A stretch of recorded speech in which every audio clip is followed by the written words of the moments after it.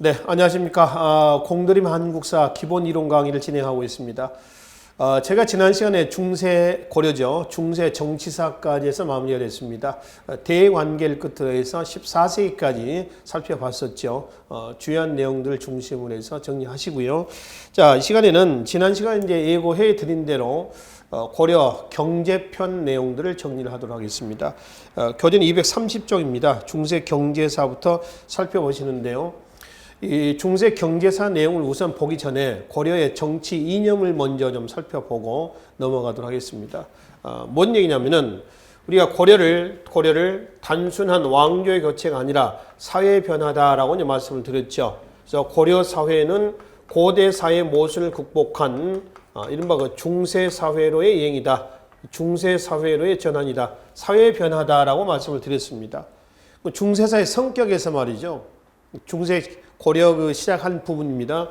중세사의 성격에서 가장 큰 성격은 뭐라고 그러냐 하면은 유교 이념이 구현이 된 사회다 이렇게 말씀드렸습니다. 기억나시죠? 그래서 유교 이념이 구현이 됐다.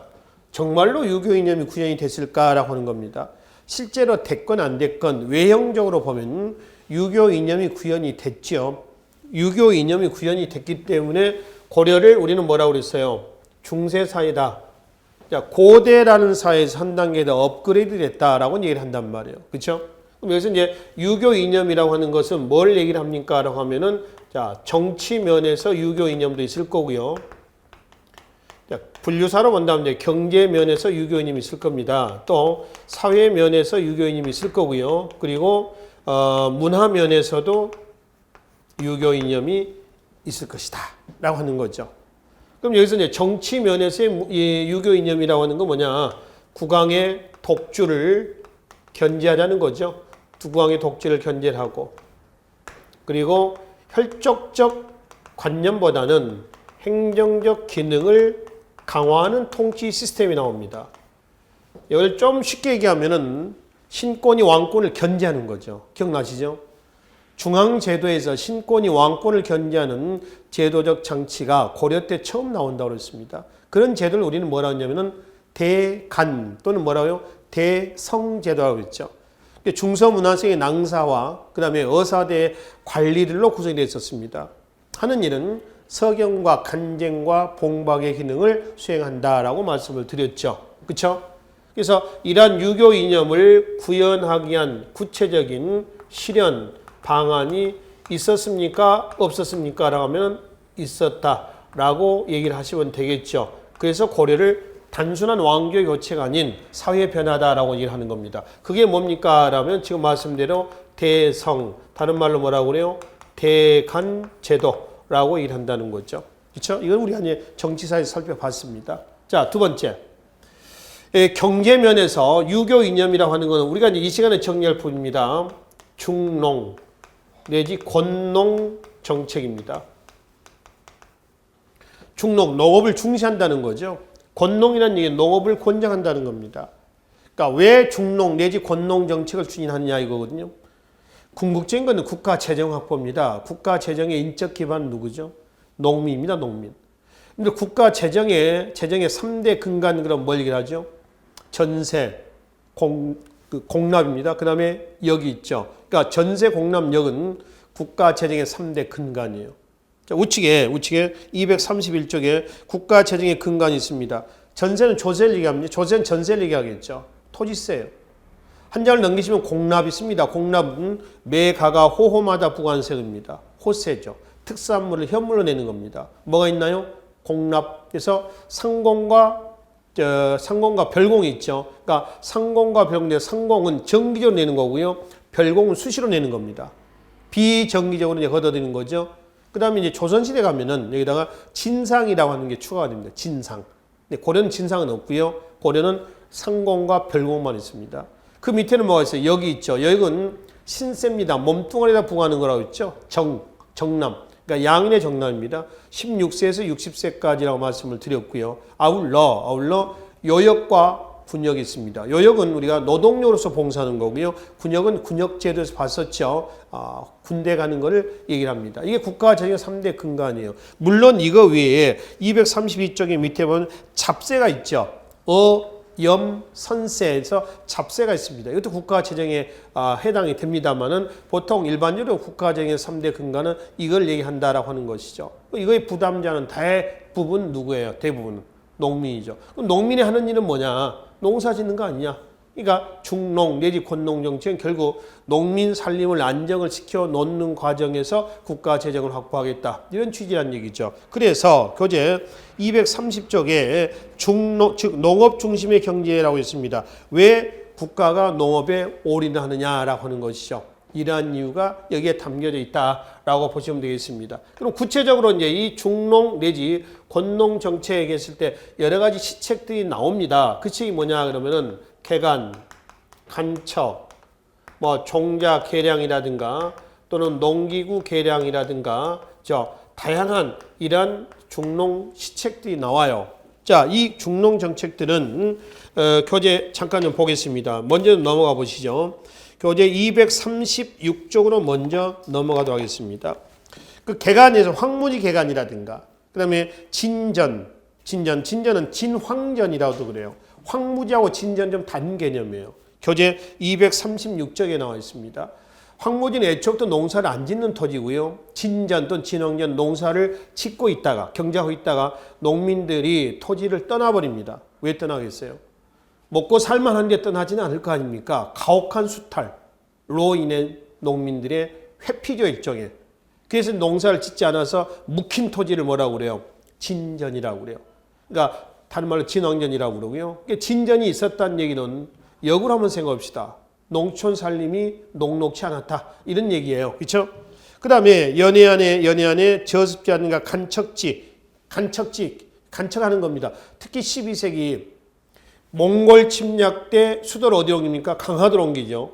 강화도에 가면 간척지가 굉장히 많아요. 그러니까 지금 현재 강화도에 가면 말이죠. 논 한가운데 섬들이 많이 있어요. 섬들이.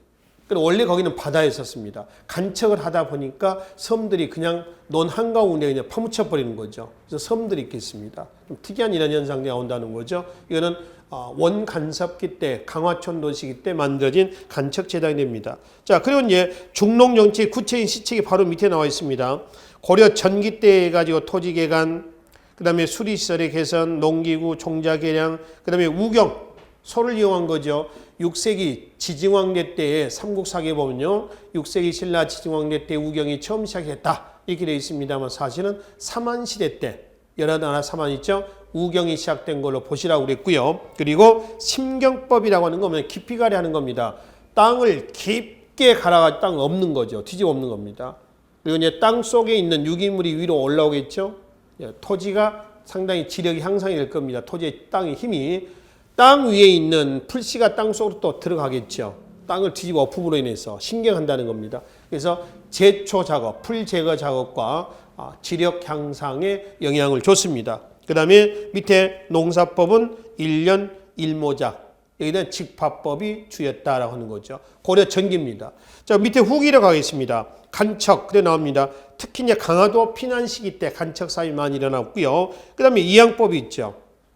이 양법 고려 후기에 나옵니다. 고려 말기 때 일부 저습지에서 나와요. 종자를 파종해서 씨앗을 틔우는 거죠. 싹을 틔워서 그걸 다시 논에다 옮겨 심는 겁니다. 이 양법이죠. 이는 고려 말에 나와서 조선 초기, 조선 후기 때 전국적으로 확산이 됩니다. 조선시대 가면 다시 또 이 양법에 대한 얘기가 있을 겁니다. 윤작법이라고 하는 것은 밭농사에서 2년 3모작입니다. 그러니까 2년에 3개 작물을 돌려가면서 심는 경제하는 겁니다. 그 다음에 콩, 보리죠. 그 중에 겨우 작물 있죠. 겨울을 나는 작물 있죠. 보리입니다. 겨울은 겨울을 나야 됩니다. 겨울을 낳지 않으면 보리는 싹이 안 터요. 그래서 봄에 자라서 보통 5월 달에 수확을 하죠. 보리라든가. 12법은 비료 주는 법이죠. 다양한 비료 주는 법이 있습니다. 그거 보시면은 가축의 배설물. 일종의 분뇨죠. 그죠? 분뇨입니다. 그 다음에 풀이나 나무를 태운 재 있죠. 재도 비료가 되는 겁니다. 그 다음에 콩이나 작물을 심어서 갈아 엎어서 비료로 심는 녹비법. 그러니까 콩을 심어요. 또 파릇파릇한 콩을 여물기 전에 갈아 엎는 겁니다. 그래서 그걸 퇴비로 쓰는 겁니다. 녹비법이라고 그래요. 녹비법. 이런 것들이 12법이 고려 후기 때. 근데 12법이 등장했다고 해서 고려시대 때 휴경지가 없어진 건 아닙니다. 물론 휴경지는 반감은 됐을 겁니다. 줄어들긴 했겠죠.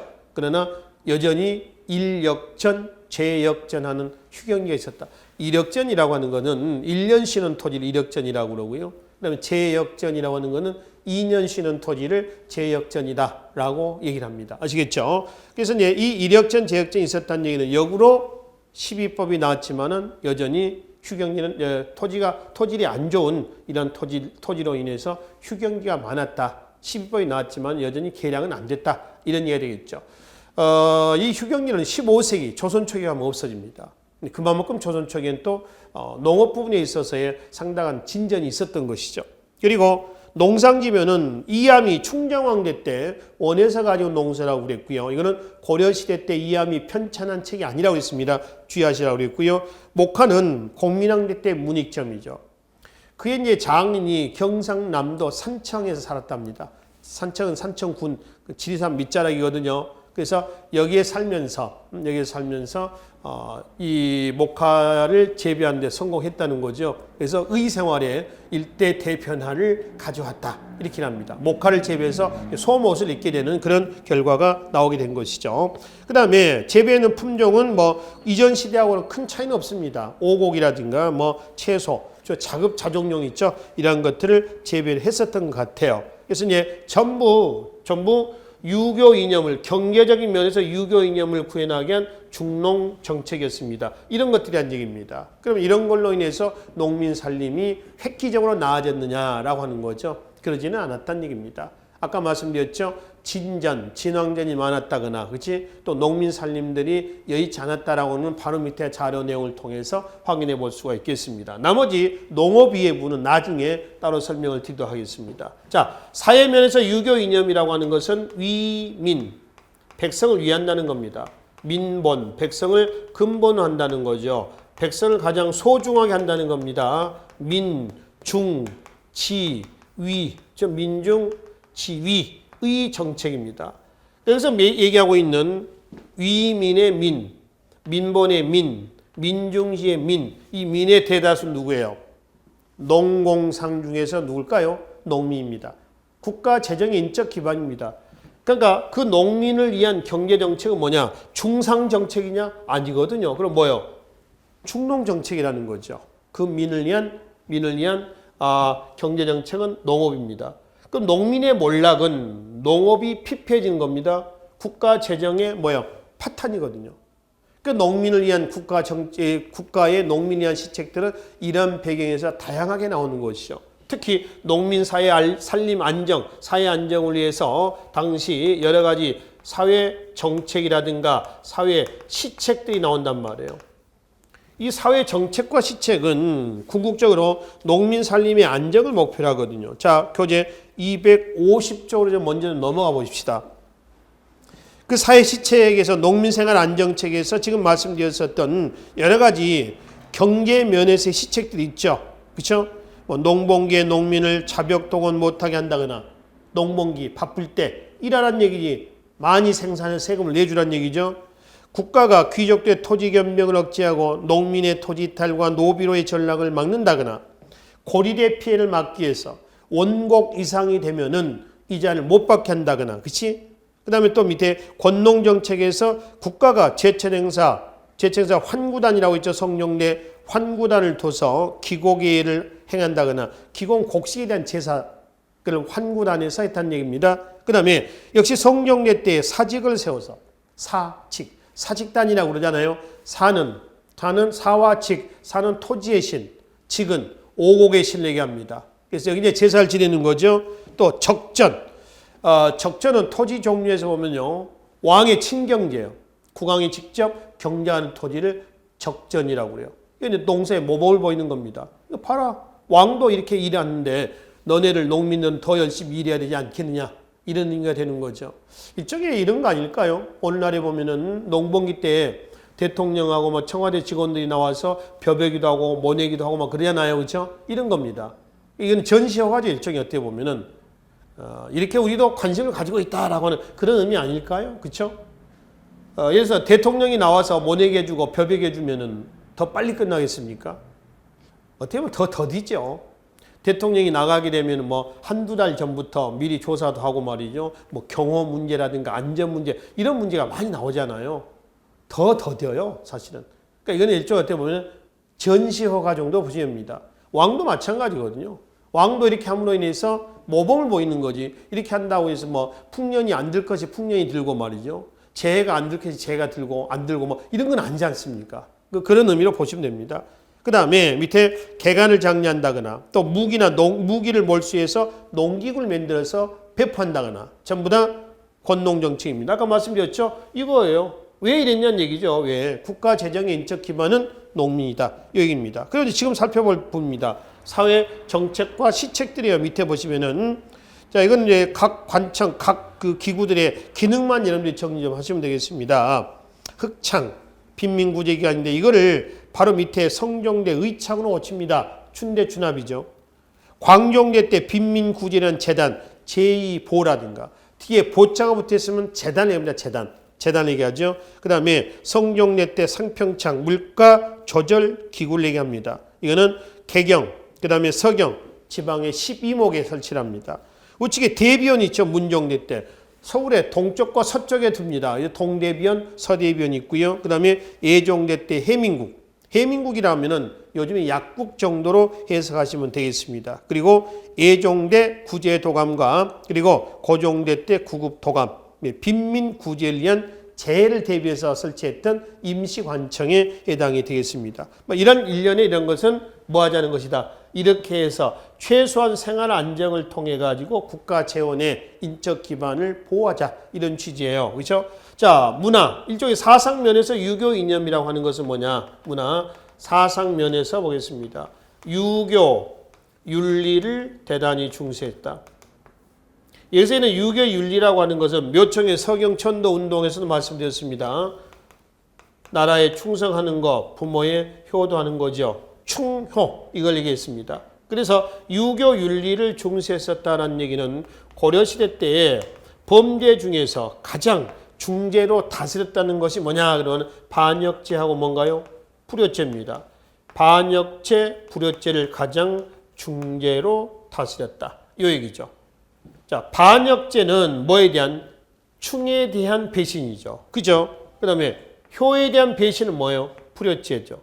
거꾸로 반역죄하고 불효죄를 왜 가장 중죄로 다스렸습니까? 라고 하면은 고려사회는 유교 윤리를 중시했다. 이렇게 보시면 되죠. 251쪽에 보시면은 법률의 적용의 기억을 한번 봐. 중간에. 반역죄와 불효죄 등 사람의 기본 도리를 어길 경우 중죄로 다스려서 무고한 형벌을 가하는 등 유교 윤리를 강조하였다라고 되어 있죠. 그 유교 윤리거든요. 그러니까 정리하겠습니다. 그래서 고려를 중세 사회라고 하는 이유는 뭐냐 그러면은 유교 이념이 구현이 됐다. 또 어떤 걸 유교 이념이라고 그러냐? 정치, 경제, 사회, 문화 면에서 이걸 유교 이념이라고 실제로 이런 유교 이념을 구현하기 위한 실현하기 위한 방안이 있었다 없었다? 있었다. 그러니까 고려를 우리는 분명 신라에서 고려의 이행은 단순한 왕조 교체일 뿐만 아니라 사회 변화했다라고 얘기를 하는 거죠. 어떤 사회요? 고대 사회에서 중세가 되겠습니다. 한 단계 업그레이드가 됐다라고 이제 보시면 됩니다. 그렇죠? 이런 사회로 이행이다라는 얘기죠. 그럼 다시 이제 넘어와서 나머지 것들 좀 살펴봅시다. 이 중세 유교 이념이 구현됐다는 경제 면에서의 시책들을 살펴보자라고 하는 것입니다. 자, 교재 다시 앞으로 넘어왔어요. 교재 231쪽. 국가 재정의 3대 근간에서 아까 뭐라고 했어요? 조세, 전세입니다. 공전인 경우에는 수확량의 4분의 1이고요. 사전은 2분의 1입니다. 수확량의. 대다수 민전하니까 민전은 농민의 사유지예요. 대다수는 민전입니다. 10분의 1입니다. 이렇게 해서 세금을 걷어들이죠. 걷어들여서 이제 지방에서 중앙으로 운반해야 되죠. 그 운반하기 위해서 조운제도가 정비했습니다. 조운은 조세 운반의 약자라고 그러죠. 그래서 조운제도가 정비가 됐고요. 지방에서 일단 걷어들인 것을 지방의 교통의 요지, 조창에서 걷어서 중앙의 경창으로 운반한다. 운반해서 서울의 경창에 보면 좌창과 우창이 있습니다. 걷어서 뭐 관리들 월급도 주고 국방비, 의료비, 왕실 경비, 기타 경비 등등으로 적재, 적소에 지출한다라고 하는 겁니다. 이걸 이제 조운 이렇게 얘기를 하죠.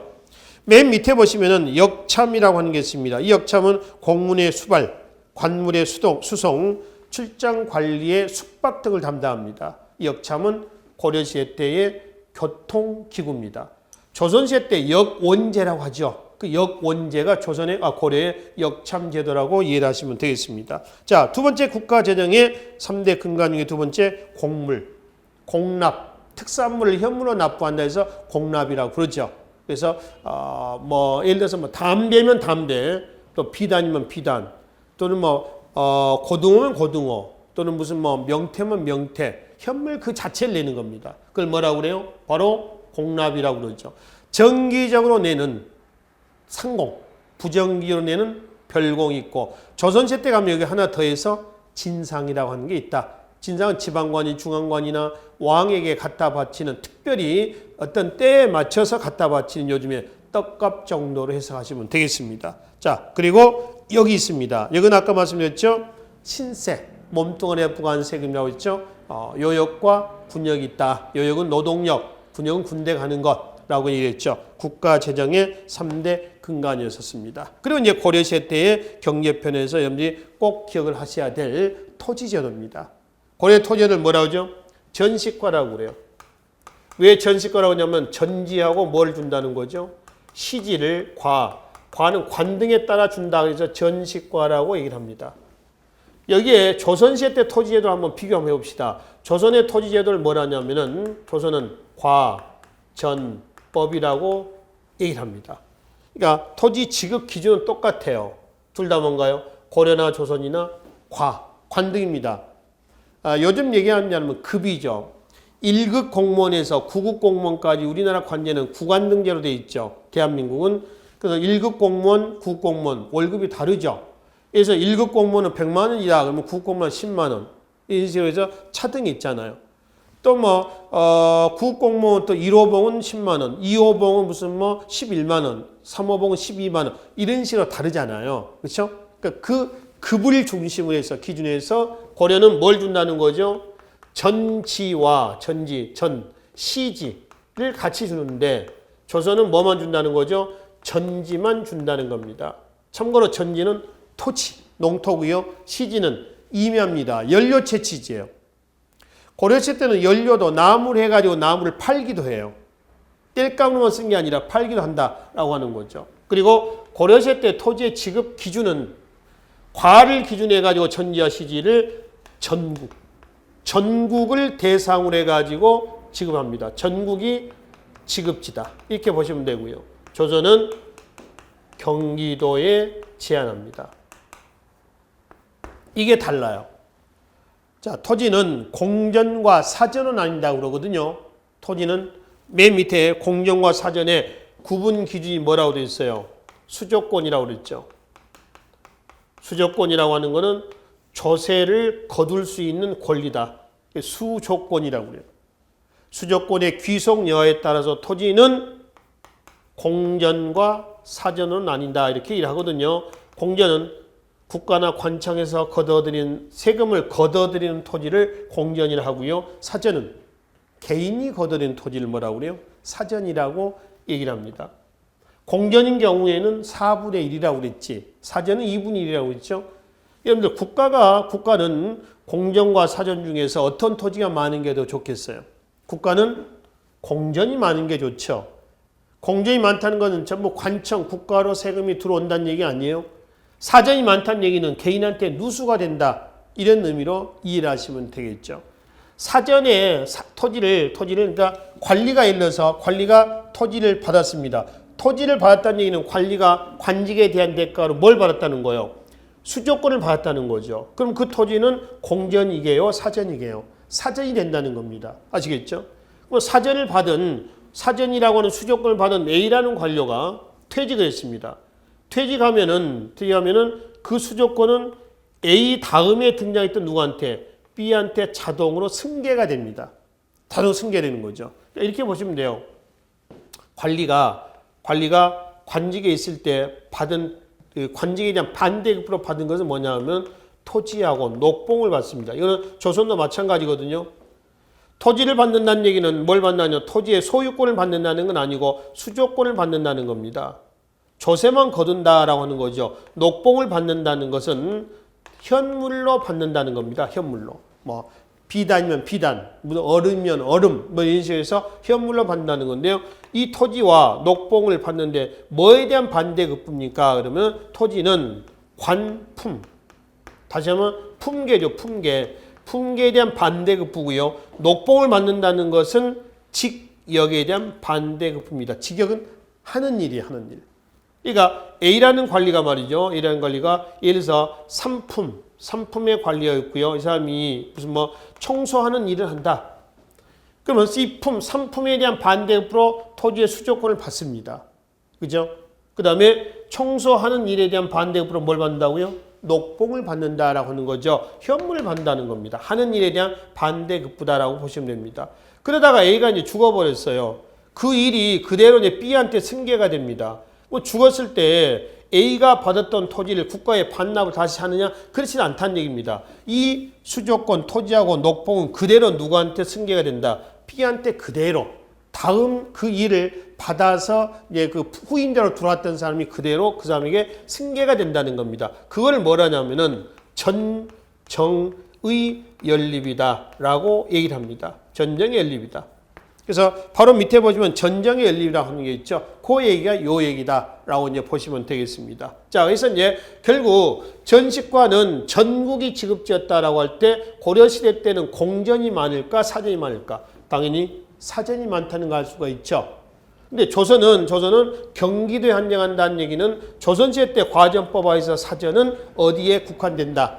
경기도에 국한된다는 겁니다. 나머지는 다 공전이 된다라는 얘기가 되겠죠. 어떤 면으로 보나 조선시대 때 들어오면은 정치, 경제적인 면에서 훨씬 통치체제가 더 강화가 되고 있음을 확인해 볼 수가 있다라고 하는 것이죠. 그러면 고려의 토지제도가 처음부터 전식과 체제가 만들어진 건 아닙니다. 토지제도의 변천 과정이 있죠. 우측 한번 볼까요? 고려 초창기에는 국초에 태조 때입니다. 물론 국초, 태조, 고려가 건국되면서부터 역분령이 지급된 건 아니고요. 국초에는 시급, 노급을 사급, 사급이라고 하는 것은 그 한자의 사자를 한번 보세요. 이 사는 왕이 특별히 줬다라고 하는 겁니다. 그러니까 사급이라는 얘기는 특별히 줬다 이런 의미죠. 노급과 시급. 이건 노급과 시급은 우리가 그 신라 때 토지제도에서 고대 경제에서 살펴봤습니다. 노급은 관료들에 대한 관료들의 관직에 대한 반대급부고요. 시급은 왕족이라든가 공신들에 대한 반대급부로 지급한 토지를 시급이라고 말씀을 드렸죠. 그러다가 이제 체제가 안정이 되면서 태조 때에 뭐가 나오죠? 역분전입니다. 역분전이라고 하는 것은 개국공신의 논공행상에 따라서 토지를 준다는 겁니다.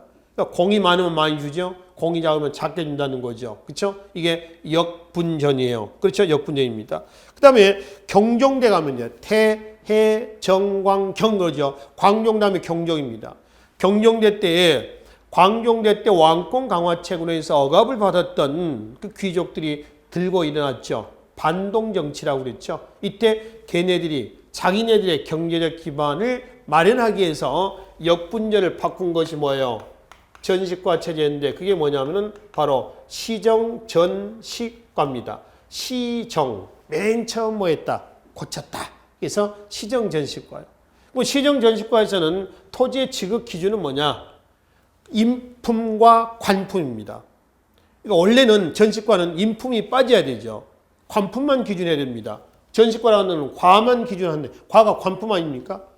그러니까 이 시정전식과의 한계는 아직까지 역분전의 틀에서 벗어나지 못했다. 이런 한계를 여기다가 부여한다는 거죠. 아시겠죠? 자, 그 다음에 이제 시정전식과 다음에 뭐가 나오죠? 목종대 가면은 다시 개정전식과가 나옵니다. 개정했다. 맨 처음 고친 거를 다시 개정한 겁니다. 여기는 인품이 빠져요. 그렇죠? 그러니까 관품만을 기준해 가지고 전현직 관리에게 지급합니다. 전현직자에게. 그러니까 전현직자에게 줬다는 얘기는 수조권을 퇴직한 사람에게 준다는 것이죠. 그죠? 또 인품이 빠졌다라는 측면에서 개정전식과는 토지 지급에 객관적 기준이 확립이 됐다라고 얘기를 합니다. 아시겠죠? 그 다음에 이제 문종대 가면 뭐가 나와요? 바로 경, 정, 전, 식과가 나옵니다. 이 경은 다시 경, 또 다시 갱 이렇게 있죠. 또 뜯어 고쳤다는 겁니다. 그러면 개정전식과하고 경정전식과의 차이점은 뭐냐 이거죠. 자, 이거는 전 현직자에게 줬다라고 한다면 경정전식과는 누구한테만 준다는 거죠? 현직자들에게만 준다. 국가의 토지에 대한 지배권이 강화가 됐어요? 약화됐어요? 강화가 됐다는 걸 알 수가 있죠. 아시겠죠? 그 다음에 이제 전식과 체제가 완전히 붕괴가 된 건 언제냐 그러면은 1170년입니다. 의종 24년 1170년에 무슨 일이 났죠? 무신정변이죠. 그래서 전식과가 붕괴되고 사전의 확대, 이른바 농장 확대가 일어납니다. 그러니까 농촌 농민 경제가 파탄이 됐죠. 그래서 무신 정권 때 한국 사회에서 3대 농민 항쟁 시기에서 뭐 공주 명학서의 봉기 또는 뭐 서북민의 봉기, 만적의 봉기, 다양한 밀란들이 나왔었죠. 김삼이 효심의 봉기, 그치? 또는 뭐 이연년 형제의 봉기라든가 이런 밀란들 말이에요. 자, 그래서 이제 원 간섭기 때 쭉 들어와서 원종대, 원종 11년 1270년에 개경환도가 이루어진 사실 아시죠? 그러니까 강화도 시대가 약 이제 40년 만에 막을 내린 겁니다. 그죠? 1232년에 강화천도를 해서 1270년에 개경환도가 이루어졌단 말이에요. 그렇죠? 기억나시죠? 그래서 개경환도가 1270년이에요. 그러니까 개경환도 이루어지자마자 다음 해입니다. 1271년에 뭐가 나오죠? 녹과전이 나옵니다. 원종대예요, 원종대. 녹과전이라고 하는 거는 녹봉을 지금 하는데 과에 따라서 줬다는 겁니다. 관등에 따라서 녹봉을 했다. 이 녹과전은 정확히 얼마나 어떤 규모로 어떻게 지급됐는지는 확인할 수는 없습니다. 자료가 남아있지 않아서. 대신 이제 경기도 8현, 8개 현입니다. 8개 지방을 중심으로 해서 누구한테만 현직자에게만 지급한 걸로 이해를 하시면 됩니다. 이게 이제 원종대 녹과전이죠. 그러다가 고려 말 마지막 공양왕대 때 신진 4대부들에 의해서 뭐가 나냐면 1391년 조선 건국의 경제적 기반이 만들어진 거죠. 이게 뭐예요? 과전법입니다. 그래서 전지만 주대, 경기도에 한정해서 누구에게? 전 현직자에게 토지를 지급합니다. 이게 고려시대 때의 전식과 체제, 즉 토지제도의 변천 과정이다. 라고 이제 보시면 되겠습니다. 이 순서대로 변천 과정을 보시고요. 그 중에 전식과의 변천 과정은 이렇습니다. 시정, 그리고 개정, 그리고 뭐죠? 경정, 전식과 이렇게 나눠서 정리를 하시면 된다는 것이죠. 아시겠죠? 자, 그럼 다시 이제 교재 한번 보시죠. 234쪽을 보시면 됩니다. 이 맨 위에 보시면 토지 지급 액수가 지금 나와 있어요. 시정, 개정, 경정, 전식과에서 관리 1관 등에서 18관 등까지 나와 있습니다. 변천대에 나가는 과정을 숫자를 뭐 기억하시라는 얘기는 아닙니다. 흐름만 한번 봅시다. 시정, 개정, 경정, 전식과로 넘어가면서 많이 주고 있어요? 아니면 작게 주고 있어요? 줄여 나가고 있습니다. 그죠? 확 줄여 나가거든요. 예를 들어서 경종대 시정, 전식과에서 보면은 마지막 18관 등에 있는 사람들이 전지 33결, 시지 15결인데 지금 문종대의 경정전식과에 보면 전지가 33결에서 17결, 반토막이 났습니다. 더불어 시지, 임야죠. 시지는 안 줘버립니다. 아예 없어진 거죠.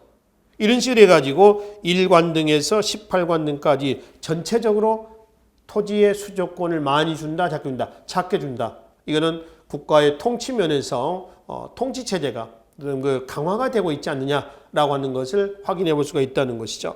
자, 그러니 밑에 전식과 체제에서 나왔던 토지의 종류들 보시면 됩니다. 과전부터 해가지고 우측에 기타 뭐 적전, 왕의 친경지라고 그랬죠. 학전 이제 장학 재단으로 쓰는 토지입니다. 학교에 지급했던 토지를 얘기한다는 거죠. 여기까지 토지인데요. 이 토지의 종류들은 그대로 여러분들이 정리하시면 됩니다. 몇 개 특징만 좀 보기로 하겠습니다. 그 중에 공음 좀 보겠습니다.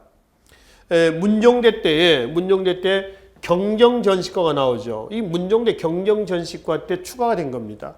5품 이상의 관리에 주는 거죠. 그러면 5품 이상의 관리에 줬던 토지가 공음전이다 한다면은 5품 이하, 그러니까 6품 이하가 되는 거죠. 6품 이하의 관리되겠던 토지를 뭐라 하느냐. 다시 가면은 공음전에 반대 급부적인 성격을 띤 토지는 뭐냐 하면 밑에 구분전이 있습니다. 구분전은 누가 주느냐 했더니 하급관리. 그러니까 하급관리는 6품 이하를 얘기합니다. 하급관리나 그리고 군인의 유가족에 줬던 토지를 구분전이다 라고 얘기한다는 거죠. 그래서 고급관리 5품 이상, 하급관리 6품 이하. 그래서 공음전과 구분전은 서로 반대적인 성격을 띤 토지다. 이렇게 보시고요. 그 다음에 7번째 봅시다. 한인전이라고 있습니다. 6품 이하의 관리의 자제 중, 과제 중 관직에 오르지 못한 사람한테 주는 걸 뭐란다? 한인전이라 한다. 그러니까 한간 한자죠. 그렇죠? 그래서 한간 사람들에게 주는 토지다. 한인전이다. 근데 여기서 한간 사람은 무슨 뭐 논팽이를 얘기하는 건 아닙니다. 관리에 자격은 있어요.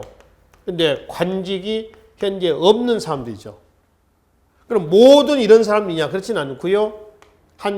제재가, 기준이 있죠. 6품 이하의 관리의 자제 중에서 관리의 자격이 있는데 관직이 없는 사람들을 얘기한다는 거죠. 그러니까 관리로서의 지위를 유지해 나가라. 품위는 유지해라. 이런 취지에서 지급한 토지입니다. 이런 경우죠. 5월 달에 과거에 급제됐어요. 5월 달에 급제했는데 예를 들어서 제가 이제 급제했다고 봅시다. 제가 아버지가 이제 어떤 6품 이하의 관리고요. 한 7급 공무원이라고 봅시다. 내가 이제 자식이에요. 내가 이제 과거에 급제했어. 5월 달에 급제했어. 근데 바로 발령이 안 나죠. 10월 달이나 11월 달에 발령을 받았어. 보직 발령을 받는 거죠. 그러면 5월 달에 급제해서 이제 보직 발령을 받을 때까지 한 5개월, 6개월 정도의 그 기간 있잖아요. 대기하는 기간. 그 기간 동안에 관료로서 먹고 살아야 될 건 아니에요. 그렇죠? 관직이 좀 없는 것 뿐이지.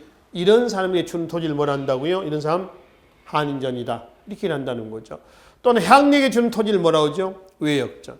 중앙군인에게 지급한 토지를 군인전. 주의하지, 그런 중앙군이라고 해서 2군, 6이 다 주는 건 아니고 누구한테만 2군, 응양군, 용호군에서 2군, 현종대 때 만들어진 거였죠. 2군에 지급한 토지가 군인전이다라고 일합니다. 그리고 이제 쭉 내려오면은 별사전이 있습니다. 이 별사전은 승려나 풍수지렵에 종사하는 사람들에게 준 토지를 별사전이다라고 얘기를 한다는 것이죠. 그리고 이제 우측에 민전이 있습니다. 일반 백성들이 소유한 토지를 민정이라고 하는데요. 거기에 가로에 백정이라고 되어 있죠. 백정. 고려시대 때는 이 정하고요. 농민들이 백정으로 구성되어 있습니다. 정과 백정. 나이는 16세에서 60세입니다. 국격에 의무가 있는 사람들이거든요. 자, 정은 국가로부터 직역에 의무가 있는 사람을 정이라 하고, 백정은 국가로부터 직역에 의무가 없는 사람을 백정이라고 그래요. 직역에 의무가 있으면은 얘네들은 국가로부터 토지를 지급을 받습니다. 근데 얘네는 토지 지급이 당연히 없겠죠. 일도 안 해주는데 월급을 뭘 주냐는 얘기예요. 그렇죠? 그러니까 백정할 때 이 백은 흰 백자인데 희다라는 그런 의미는 아니고요. 이 무자입니다. 없을 무자. 즉 국가로부터 직역의 의무가 있다 없다? 없다. 이런 의미로 해석하시라는 얘기입니다. 우리가 직업이 없는 사람들을 백수라고 그래요. 백수. 그죠? 흰 백자의 손수자입니다. 손이 하해서 백수라고도 할 겁니다. 근데 여기서 이제 백수는, 이 백은 하얗다라는 그런 의미가 아니라 없을 무자입니다. 할 일이 없다. 백수. 이런 의미의 백자가 백정의 백자다. 그럼 고려시대 때는 정과 백정 중에 누가 더 많았을까요? 누가 더 많았을 것 같아요? 대부분은 백정입니다. 대부분. 그러니까 얘네들은 국가로도 토지 지급이 없죠. 그래서 얘는 맨날 먹고 노느냐? 그렇지는 않습니다. 조상 대대로 물려받은 토지가 있고요. 본인이 열심히 일해가지고 개간한 토지가 있었어요. 그런 토지를 뭐라 하냐면은 민전이라 하고요. 그 다음 민전의 세율은 얼마다? 수확량의 10분의 1이다. 라고 이제 보시면 됩니다. 관리가 아까 수조권을 받는다고 했죠. 관직에 대한 반대급으로서. 이 관리가 수조권 받는 토지는 사전입니다. 이 사전은 하늘에서 갑자기 떨어진 사전 토지가 아니라 이 민전이 있죠. 요 민전 위에다가 민전이라고 하는 토지 위에다가 국가가 수조권을 설정해 놓은 토지예요. 그게 관리대에 지급했었던 왼쪽의 첫 번째 과전에 해당이 된다라고 이제 보시면 되겠습니다. 근데 기타 나머지 토지는 그 토지의 종류 해설이 나와 있으니까 그대로 이제 보시면 되겠습니다. 그렇죠? 자, 그리고 이제 235쪽에 고려의 귀족들의 생활 모습에 대한 얘기입니다. 그걸 한번 읽어보십시오. 흡사, 신라 때 진골 귀족하고 생활 모습이 똑같습니다. 그러니까 정치적으로는 음서나 또는 뭐 관직, 그다음에 경제적으로는 농장이라든가 이런 과전 이런 걸 통해 가지고 쉽게 하면 잘 먹고 잘 살고 있었다라고 하는 거죠. 거기에 생활을 보면은 큰 누각도 보이고요. 그다음에 지방에 별장도 있고요. 뭐 신라 때 같으면은 뭐가 있어요? 사절유택이라든가 이런 게 있죠. 사시사철 돌아다니면서 머물 수 있는 집을 얘기합니다. 별장이죠. 그죠? 외출할 때는 남녀 모두 종을 거느리고 또 걸어다닙니까? 말을 타고 다니고 이런 모습들. 또는 여가 생활 보면은 수입한 차를 마시고 타방에서 마시고요. 옷도 수입 비단을 가지고 만든 옷을 입고 다닌다거나. 그러니까 얘들 생활은 고려의 문벌 귀족이나 후계 권문 세족이나 이들은 신라 때 진골 귀족하고 흡사 생활은 비슷하다. 이렇죠.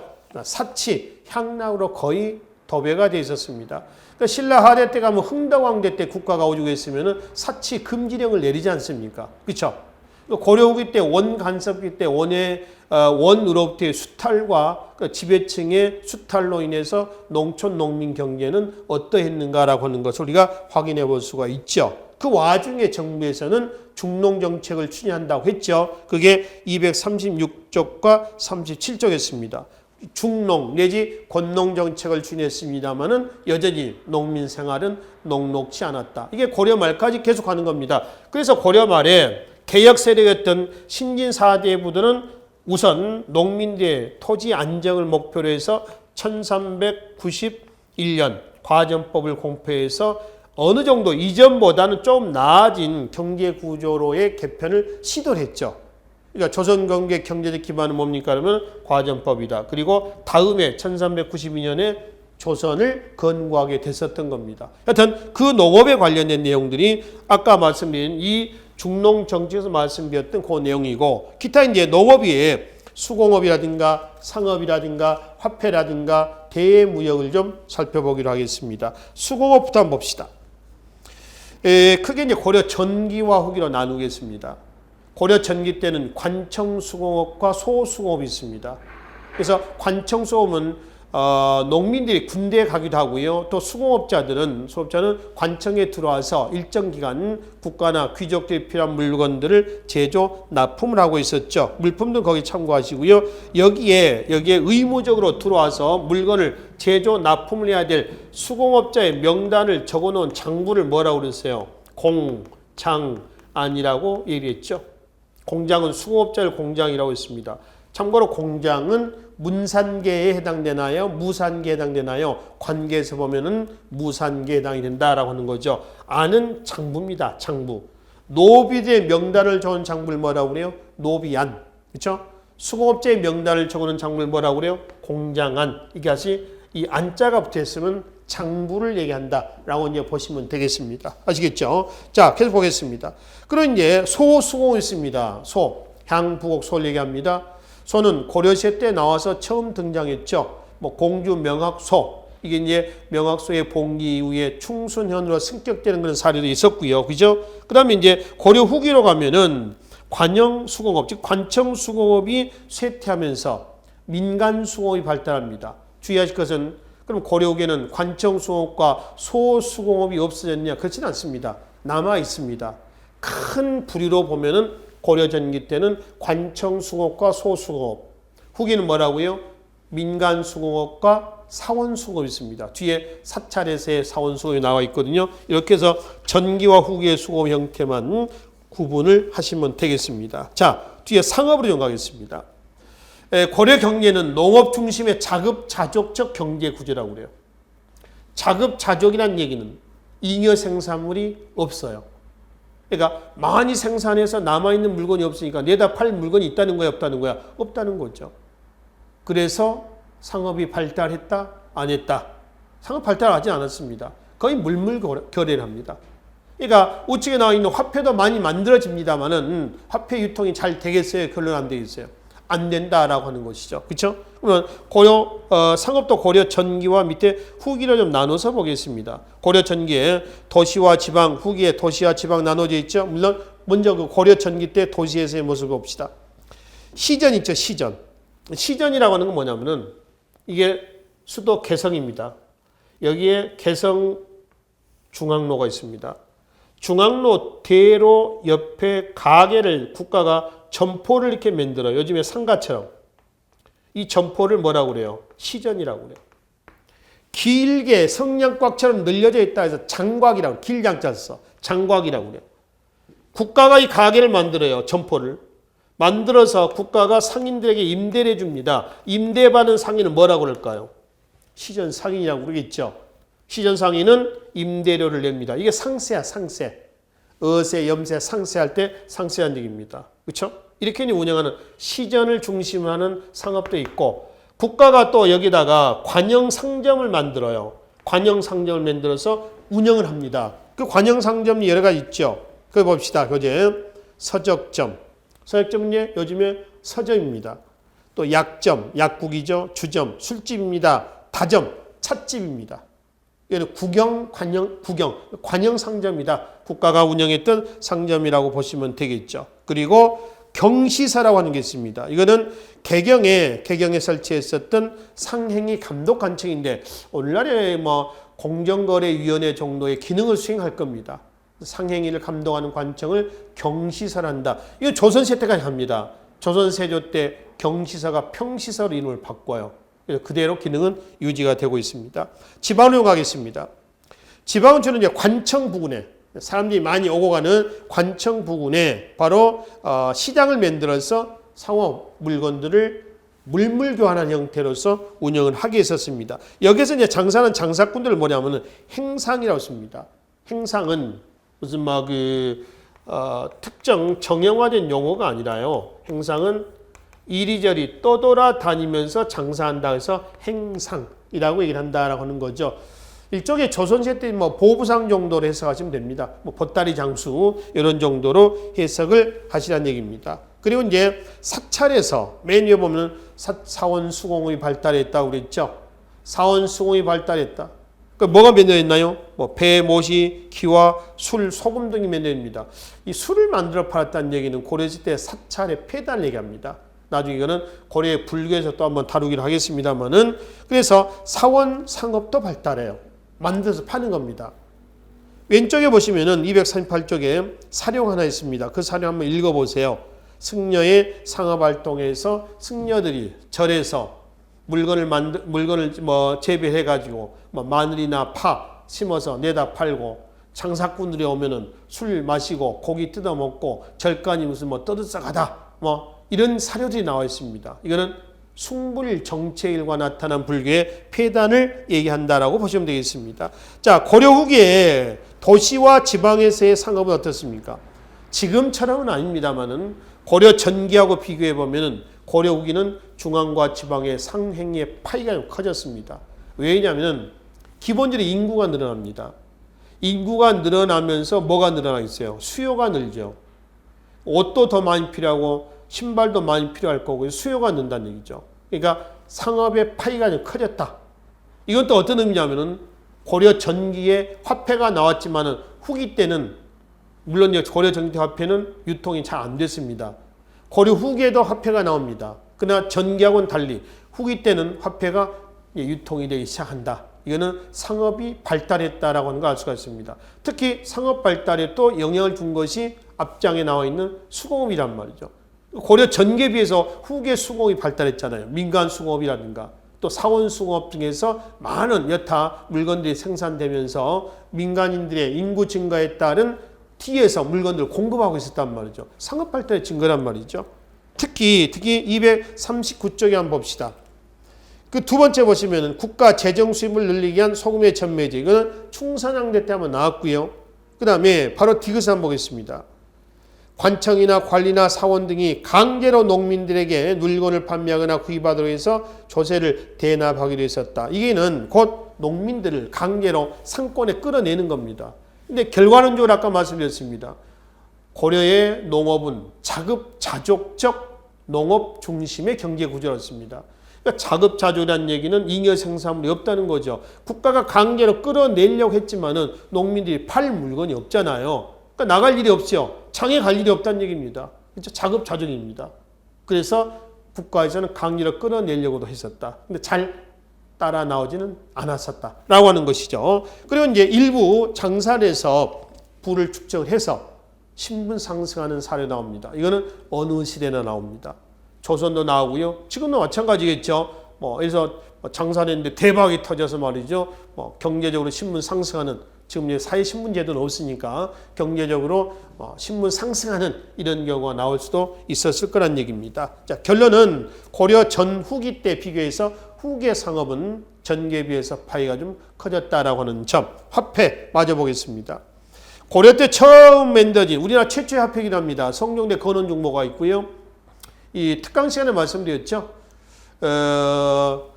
통보와 중보가 있는데 통보가 먼저 나오고요. 통보라고 하는 건 보물과 같다는 뜻이죠. 보물과 통한다 해서 통보입니다. 그 통보 다음에 나온 것이 중보예요. 건원 통보도 있어요. 근데 건원 중보는 중국 화폐거든요. 그러니까 우리가 그 중국 화폐 건원 중보를 모방해 쓰는 겁니다. 근데 이거는 그대로 중국 당나라 화폐인데 당의 화폐하고 똑같은 화폐가 돼버릴 수가 있잖아요. 그래서 건원 통보 뒷면은 동국이라고 해서 우리나라의 화폐다라고 이제 명시해 놨습니다. 이게 최초의 철전이자 최초의 화폐예요. 고려 성종입니다. 유통 잘 안 됐다는 거죠.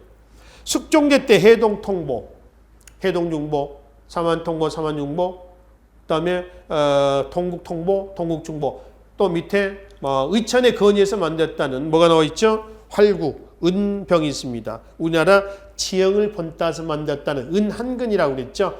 굉장히 고가의 화폐였습니다. 그 다음에 쇠은, 은병이 크니까 줄였던 충양대 소은병. 그 다음에 작년에 2018년도에 기출문제죠. 나왔던 공양왕대 원나라 화폐가 있습니다. 보초라는 화폐가 있어요. 그래서 원간섭기 때에 원에다가 갖다 바치는 뇌물용으로도 갖다 쓰기도 했고요. 고려 후기 원간섭기 때 광범위하게 유통됐던 화폐입니다. 그걸 보초라고 얘기를 합니다. 그리고 같은 시기 우리나라 최초의 지폐죠. 저화. 이런 화폐도 나와 있었습니다. 그래서 고려 시대 때, 고려 전기보다 후기 때 다양한 화폐가 나왔지만은 이 화폐도 역시 자급자족적 경제 구조화에서 광범위하게 유통은 잘 되지는 않았다라고 이제 보시면 되겠습니다. 그래서 교재 240쪽에 화폐의 마지막을 좀 보겠습니다. 쇠나 구리, 은 등으로 만든 화폐는 주로 도시의 다점이나 다점 찻집입니다. 주점, 술집에서만 사용했으며 일반적인 거래는 여전히 뭐였다? 물물 거래를 하였다라고 이제 보시면 되겠습니다. 참고로 의천은 주전론자입니다. 고려 의천입니다. 문종의 아들이라고 그랬죠. 그래서 의천은 주전론자로서 주전도감이라는 관청을 통해서 화폐 유통, 화폐를 만들어서 화폐 유통을 또 제창을 하기도 했었다라고 하는 것이죠. 자, 마지막에 밑에 마지막 부분에 마지막 줄에 고리대가 있습니다. 고리는 지금의 사채라고 보시면 됩니다. 거꾸로 생각합시다. 고리대가 유행했다. 사채가 횡행한다는 얘기는 하층민의 경제가 안 좋았다는 거죠. 농협에 은행이라든가 농협, 은행 무슨 이런 그 금융권에 가서 돈을 빌릴 수가 없으니까 사채를 쓰는 거란 얘기입니다. 그렇죠? 그러니까 여기서 얘기하고 있는 고리대는 왜 유행했겠냐? 여기 농촌 살림이 녹록지 않았다는 겁니다. 돈이 들어갈 때가 많다는 거죠. 결혼식, 장례식 이런 것들이 나오잖아요. 또 귀족들이라든가 사찰에서는 고리대를 또 그걸 이용해서 하는 겁니다. 요즘에 절이다 해가지고 돈을 빌려주는데 그게 절입니까? 오늘날 보면은 법정 이자율은 한 30% 정도 됐는데 실제는 300%까지 가지 않습니까? 그러니까 10만 원을 빌려가지고 나중에 이자까지 합치니까 1000만 원이 되기도 하고 이러잖아요. 그렇죠? 그러니까 이런 문제는 옛날이나 지금이나 똑같다라고 보시면 되겠습니다. 그러니까 왜 고리대가 행해졌는가라고 하는 걸 당시 경제와 함께 정리를 하시고요. 이거를 막기 위한 여러 가지 정부의 대책도 있습니다. 밑에 보가 그렇죠. 보. 밑에 보자가 붙어 있는 게 있습니다. 학보, 경보, 광학보 이런 거 있죠. 뒤에 이 보자가 붙어 있는 것은 지금의 재단이라고 보시면 돼요. 재단. 재단은 뭐한 곳이죠? 기금을 만들어서 이자로 운영하는 것을 재단이다라고 하죠. 그 재단과 같다라고 이제 보시면 되겠죠. 그 중에 광종대 때 빈민 구제를 위해서 만든 뭐가 있어요? 재단, 제2보, 사회시체에서 봤었죠? 이런 게 있었습니다. 문제는 이 보가 제대로 제 기능을 수행을 해야 되는데 그러지 못했다라고 하는 게죠. 이 자체가 또 고리대의 수단으로 이용이 됐다는 걸 알 수가 있습니다. 특히 왼쪽에 보충 설명해 보십시오. 사찰에서 행했던 고리대의 장생고라고 있습니다. 원래 장생고는 빈민구제 기관이에요. 근데 장생고의 기능이 고리대화 돼버립니다. 사찰에 폐달리게 하는 거죠. 아까 사원수공업과 사원상업의 발달에서 일부 말씀을 드렸죠. 자, 마지막 대무역을 좀 봅시다. 대무역은 우측 하단의 지도만 좀 봅시다. 지도에 고려 대무역 창구만 표시합시다. 예성강 입구에 벽난도가 있죠. 쭉 내려오면은 금주가 있습니다. 지금의 김해입니다. 이게 고려시대 때 대무역 창구입니다. 통일신라 때는 당항성, 화성 쪽이죠. 영암, 울산, 그리고 장보고의 청해진, 완도입니다. 고려는 어디예요? 벽난도하고 금주입니다. 위에 거란과 여진이 보이시죠? 지도에서. 유목민족입니다. 들어온 물건은 주로 이제 유목문화와 관련된 거고요. 나은 건 주로 식량 위주로 갑니다. 자, 송 봅시다. 송에서 들어온 것, 중국에서 들어온 것은 삼국시대에서 조선시대 때까지 거의 같아요. 그리고 수출품은 고려의 특산물이 나갑니다. 그럼 일본하고 관계없습니다. 일본은 나간 건 주로 식량 위주로 나가죠. 들어온 것은 사치품들이 좀 있죠. 자, 봅시다. 사치품에 가지고 뭐가 있어요? 수은, 또 수은. 수은은 그 화공약품의 그 수은입니다. 용도는 화장품의 용도 씁니다. 표백 효과가 있습니다. 요즘에 우리가 쓰는 화장품에는 다 수은 성분이 하여튼 조금씩 들어갑니다. 얘는 표백 효과가 있단 말이에요. 그 다음에 황, 유황이라고 하죠. 황도 일종의 어떤 그 화장품 용도, 화장품으로 씁니다. 그래서 이런 것들이 일본에서 들어왔고요. 멀리는 아라비아 상인도 들어옵니다. 대식국 또는 사라센 같은 얘기입니다. 통일신라 때는 경주와 가까운 울산을 통해서 진골 귀족의 사치품들을 공급했죠. 근데 고려시대 때는 고려의 문벌 귀족을 따라옵니다. 고려의 문벌 귀족들이 많이 살고 있었던 수도 개경의 예성강 입구 벽난도를 통해서 사치품을 갖다가 공급을 하고 있었다라고 하는 거죠. 그래서 고려의 대무역은 그 지도를 통해 가지고요. 대관계, 대무역, 대관계를 같이 좀 살펴보시면 되겠습니다. 그래서 고려 경계는 대무역까지 해서 살펴보긴 하고요. 다음 시간에는 중세 사회, 고려 사회 내용에서 뵙도록 하겠습니다. 수고하셨습니다.